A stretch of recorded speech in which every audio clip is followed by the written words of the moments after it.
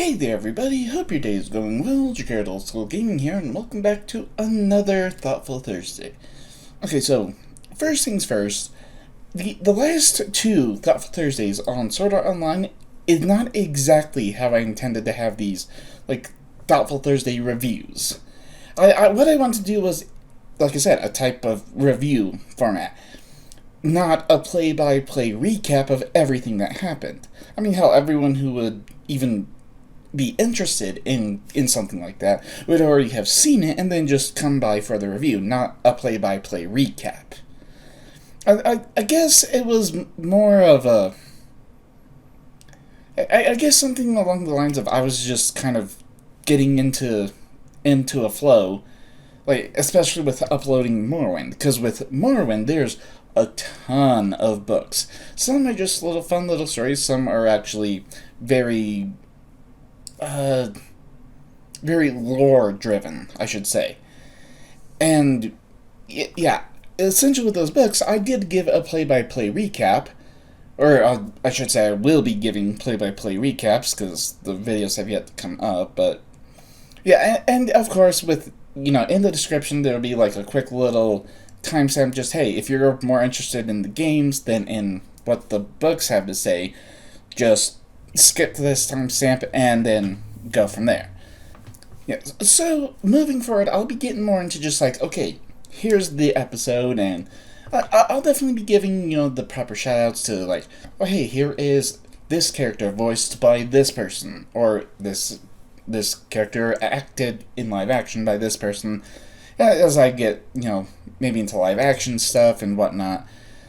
But what I want to do is summarize each episode within a few breaths, and then give an overall review of the whole thing, also within a few breaths. Maybe take a little longer on the review part, but just hey, this is what I think about things, and yada yada. Now there might be certain points where I go off on a tangent about some kind of plot point or something, and just kind of go off the rails for a few minutes, and then get back on track. And, yeah, it'll definitely, it won't be where I'm taking where I spend 3 hours giving a play-by-play of 14 episodes, and then spend a week and a half editing it into a 2.5-hour video. Yeah, no, I do not want to have to do that again, and again, and again, and again, and again. No, I want to do reviews, not a play-by-play recap with my opinions scattered randomly throughout, with a small review at the end. It's supposed to be a review of, certain plot points. That's essentially what I want to do. I don't know. Maybe I was a bit nervous just, transitioning into something new, or maybe I just wasn't thinking. I mean, hell, not to make excuses, but by the time I finished recording the Aincrad arc video, I didn't even have time to breathe. I immediately needed to get to Intermediary Vlog 5, only for my last face cam, well, my last tablet, because that's what I use for my face cam, I dropped it in the snow outside, and then it completely just went kaput. There's no saving it. So I upgraded. There's some problems with this. I don't know what the hell. Yeah, I mean, I went through Intermediary Vlog 5, made that as fast as I could, and then, again, I could barely take a single breath, and then it was, okay, time to record the next Thoughtful Thursday. And, Wild Wednesdays, yeah, but those are just kind of their own thing, separate from Thoughtful Thursdays. Then, after all that, I was finally able to breathe, and I looked back at both the Thoughtful Thursdays that I recorded, and spent, 3 weeks between the two of them, editing together and getting it all together, just because it took so long, just because there were so many layers to it, and I'm just, goddamn, that took so long. Why? That is not exactly what I wanted to do? Okay, gonna have to fix that at some point. Or, well, rather than, try to fix it and re-record, re-upload, and all that stuff, it's just, you know what? I spent the time doing all that, leave it as is, and fix it for the future. just like leave it as a lesson and learn from that lesson to keep moving forward. At least I realized my mistake in doing this kind of thing rather quickly. Because imagine if I had started with something like Bleach, Naruto, One Piece, and just given how, or Dragon Ball, and given how much there is with all of that, it might take a little while longer to realize that's not what I want to do. Yeah. Just try to bear with me as I get into this new transition for me at least. Now, the extra movie. Yeah, it is kind of a recap filler beach episode, but it does actually help a little bit, at least with one thing, and the quest at the very end is kind of neat. So, while I'm rocking the Liz shirt once again, Link start. I just don't understand why Kirito needs to have another debriefing from the Ministry of Internal Affairs. I mean, the girls all get to swim in the pool. Sugaha needs a lesson on swimming, I guess. And hell, like, it is established at this point, it's been 2.5 years since the entire SAO incident started. And yeah, the whole recap debrief goes over what's already known. I mean, it was like, Kirito essentially painted himself, or just like shown himself in a darker light, so other beta testers wouldn't be ostracized by the players. And of course, like losing Sachi and to that trap, and then her message. God damn it. Damn allergies. Okay, but there is one interesting thing though, because when Silica is essentially doing the recap flashback when she met Kirito, he mentioned that she reminded him of his sister. But, I mean, Liz points out the very obvious physical differences. It's a little more of that. I mean, he did need bait to, like, trap out, was it Rosalie? Yeah, it was Rosalie. Yeah, and... But it's a little more than that. Like, Kazuto found out he was adopted. So he essentially shut everyone else out of his life. And, like, while he saw Sugaha as his little sister up to that point, it was more of like a mental image of her that kind of got locked in, and he never paid attention to her as she, grew up and got taller and grew up.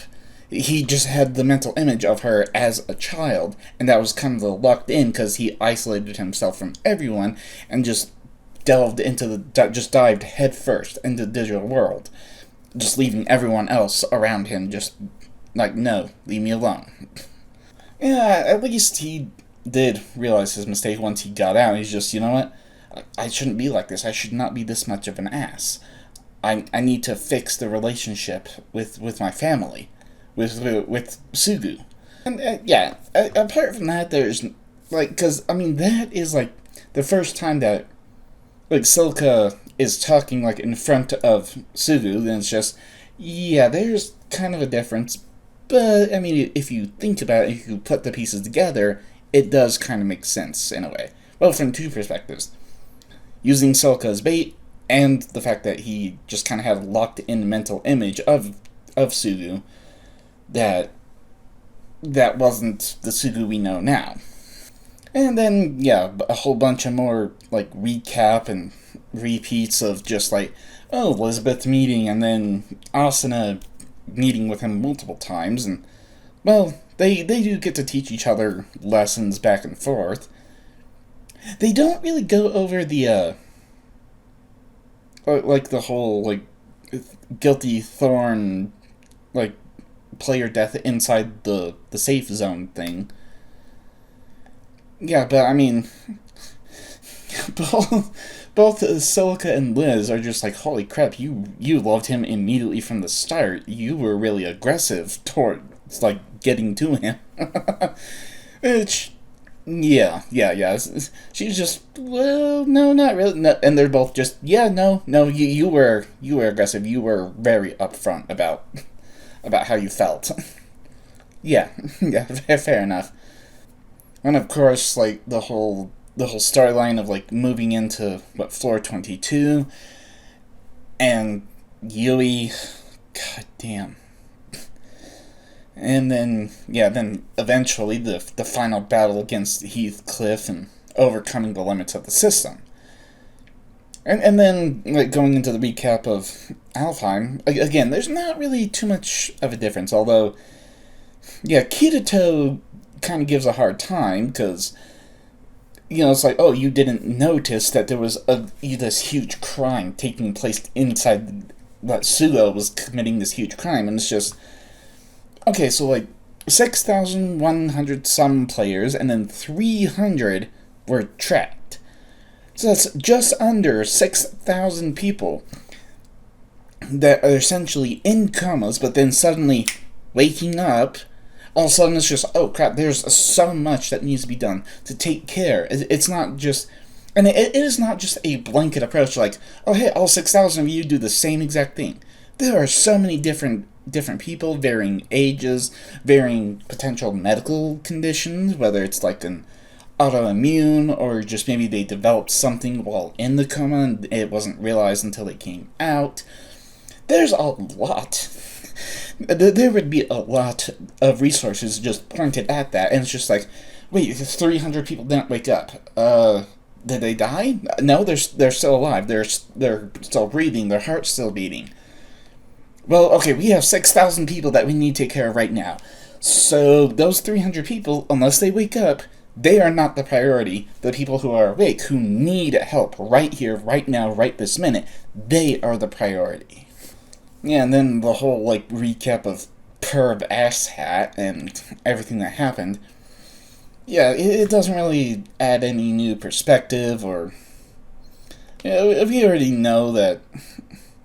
And plus we already know that, that Sugaha decided to start playing virtual games to understand Kirito, or, well, to understand Kazuto, and then as entering, or, if I can talk without getting tongue-tied, and then meeting Kirito in Alfheim, and escorting him to the World Tree, and then, yeah, they do, like, kind of say that, essentially just, like, a different wording of what we already know. It's just, Sugo gorged himself on the power of being Game Master, power that wasn't really his, either in the game or in real life. Especially, like, in the game, he copied everything, and then, in real life, well, everyone who was important was just in the right place at the right time, and he could ride the coattails because he was related, because his daddy was in the right position. At least it is nice, especially with everything that happened, not just in Sword Art Online, but in Alfheim Online, everyone can still, like, get into the virtual world without any problem and have fun. I mean, hell, they do get to spend, time with Yui in there, and hell, they're on a beach. I mean, hell, it's kind of a filler beach episode. They're, because they want to find a quest that potentially has a whale at the end. And of course, like, the NPC they get the quest from is named Narak, which is an anagram of Kraken. Yeah, it's like it was Leafa that was the only one just kind of looking, that's a weird name. And it is interesting, because it hasn't really been said, but the whole cardinal system kind of, like, self-generates quests, so that way there's an endless number of quests, and it kind of, it draws the quest, like, the quest, how do I put it? Like, the quest stories, as well as the, as, like, how the quest goes and how it unfolds, from different mythologies around the world. It just, like, connects and then reads it and then kind of just, like, regurgitates it in a way that makes it unique to the game. Now, that's a disturbing way to put it, but essentially that's what it is.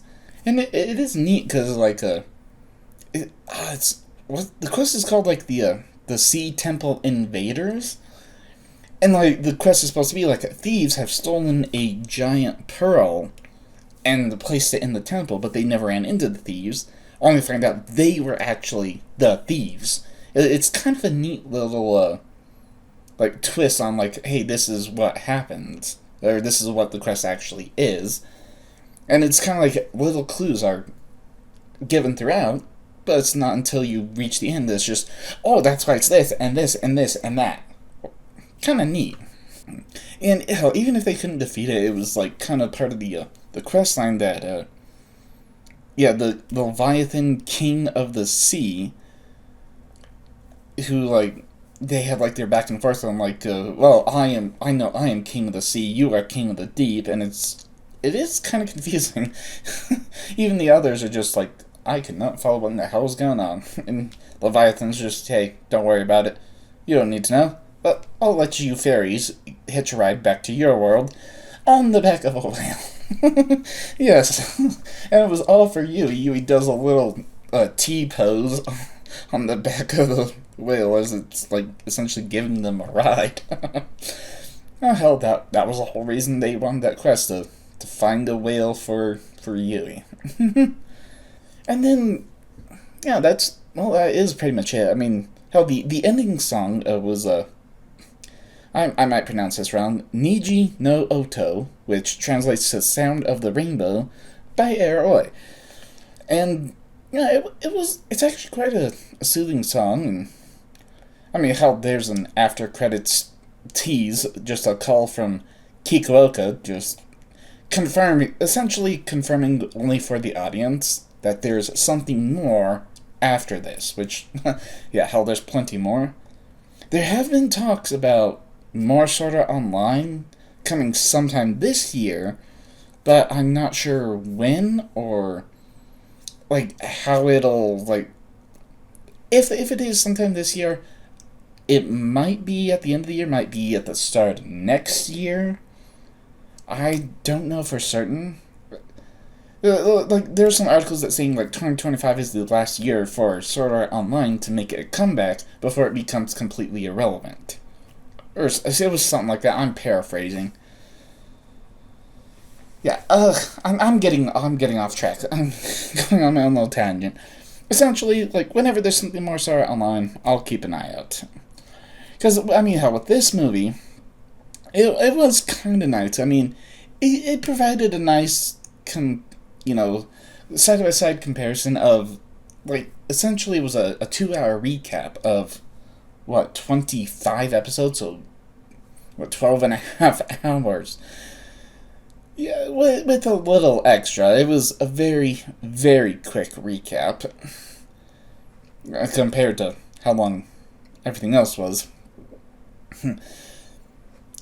Yeah, and yeah, I've already said like because the whole like of he had a locked in mental image of Sugaha when entering Sword Art Online, and then through the events of Sword Art Online, he realized just how important everything else is, so he wanted to repair that relationship, and that kind of spiraled into something more, which, I mentioned it at the end of the last video.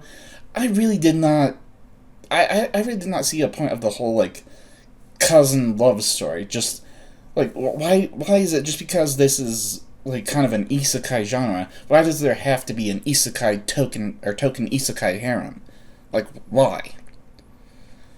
But yeah, I still enjoy the overall story, even if there are things I can nitpick and say I do not enjoy that. I do not enjoy that. Yeah, and hell, it's not a shot for shot recap. There are plenty of anime movies that are recaps, which are essentially shot-for-shot recaps, adding absolutely nothing more. Not even going over it again would provide a new perspective. Sometimes a shot-for-shot recap, knowing how things end, can provide a new perspective, and it's just, oh, okay, so that's what's going on. Well, fuck. yeah, I'll eventually get into some of those later at another time. Yeah, and anyway, I'm getting off track, so I'm going to end this. As for the comment shoutout section, it's actually going to be quite a bit more than previously, just because there's actually quite a few more comments to shout out, but it's going to be a little while because I'm still waiting on the on that otaku box. I'm recording this, I guess, a little early, but it doesn't matter when I record this, when I record that, but as long as I get things out on time. Yeah. Yeah, I'm rambling again. I definitely will look forward to going back through the Gun Gale Online arc again and actually giving it a review. Like, giving the plot point a review, not a play-by-play recap.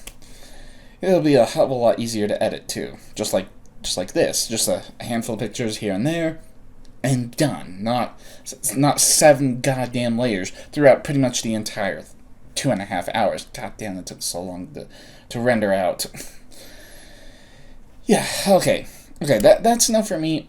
I'll see you in the comment shoutouts and whatever else you might want to watch. Yeah, I'll see you there. Thank you so much for watching. Don't forget to smash the like button, subscribe if you haven't hit that bell so you can always be notified whenever I upload another video. And as always, have fun.